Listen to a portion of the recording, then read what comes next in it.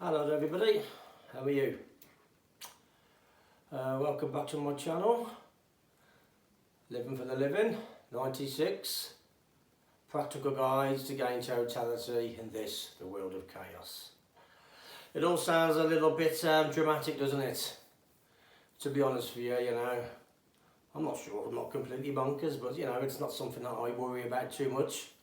I have a simple ethos that I live by, and I've pretty much lived by for many years, is that if you're not compromising your own or anybody else's free will, you can do what you want. This person I am now is evolution. I never started off with having these ideas. I started off from being a young lad, who saw energy, that's all. I was brought up in a family who were very open to all spirituality. So, where most people would have closed doors, and I didn't. It just expanded, and by the time I got to about 15, it just became quite apparent that this was a journey for me. I didn't take this path by choice, so to speak. It wasn't something I opened my arms up to and thought, yeah, great. I had to do it, and the reason why I had to do it was because it literally was sending me crazy. I was hearing voices, I was seeing things, having premonitions, lots of these things, and I had to start training, because if I didn't train, I'm sure I wouldn't be here now. My training began at about 19, and now I'm 48, and I've spent my whole life dedicated to this work. It's took me to some interesting places in and around the world, but most importantly, it's took me back to myself.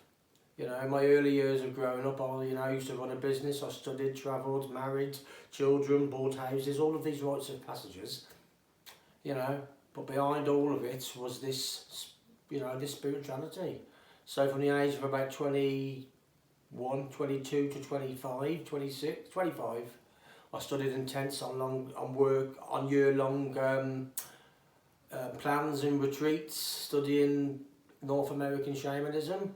Then I took some time out and enrolled in the College of Psychic Studies in Kensington, whereas I met various people in and around the spirit release movement. I then took some time out and I've moved to studying Quero cosmology, Inca cosmology. And all of it really is about evolution, where you're at, what was important.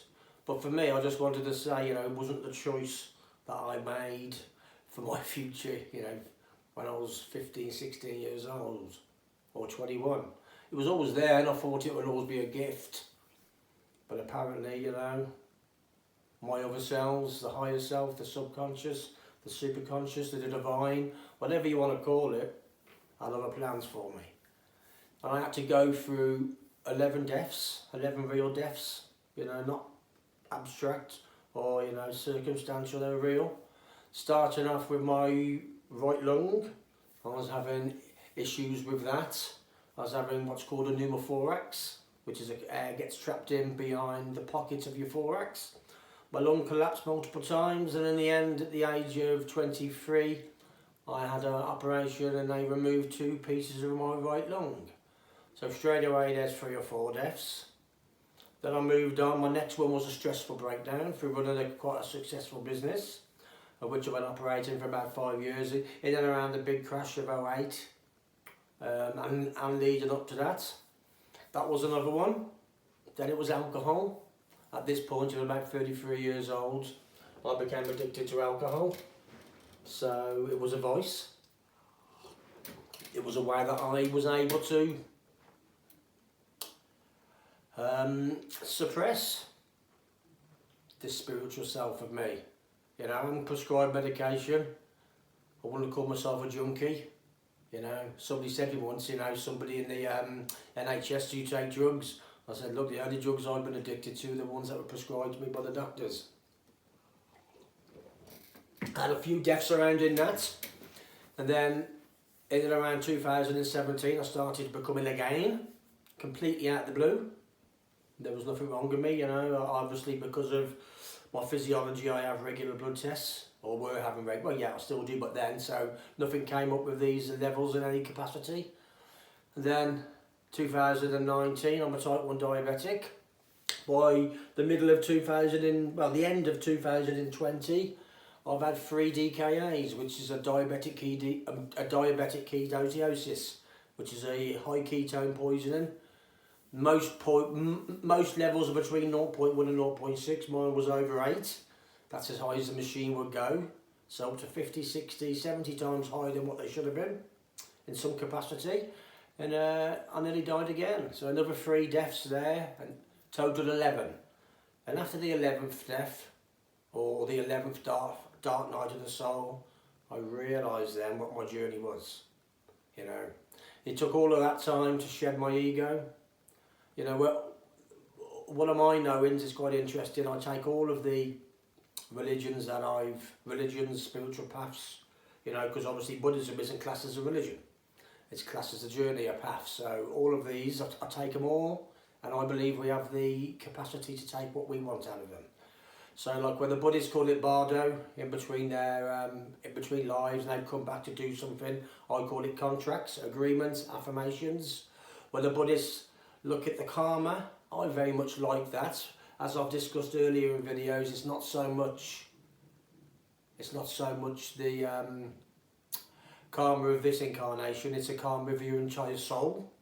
Obviously in the Quero term, the Viracocha, the higher self, the halo, however you want to call it. And it's evolving all the time, you know. I'm not the person I was 10 minutes ago, hypothetically. And this is why you have to live from this and not from this. Because if you live from this, it will send you insane. So, you know, my journey for now is I just work on a lot of simplicity, a lot of spiritual work, and I'm just making these videos. I'm not really promoting it. I've done 4, 5, 6 maybe. By the time I've done about 40, and you know, and I've got a bit of an idea how I'm doing it and learning, I'll start, you know, see if anybody else is interested. So ultimately, my intention is, you know, is the totality of the soul, which is discussed in the video, and that's pretty much it, you know. If anybody else share this view, they're interested, just please email me. It'd be nice to talk. Thank you. Oh, no, as I always do, all of these quotes and statements I write, I read, and I put them into this little pack. So let's just have a look what we got today then for us. So 1, 2, 3, 4, 5, stop, and this one. Oh, this is a nice one. This is from Nicholas Whitewolf, The Life Audit. That's me. My name's Nicholas Whitewolf, is a spirit name.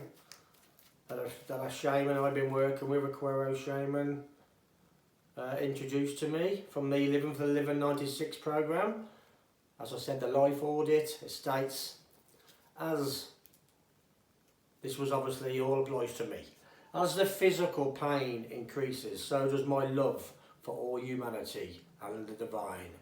I shall not be defined by my body, but by my heart. All you need is love, said the Beatles. Goodbye.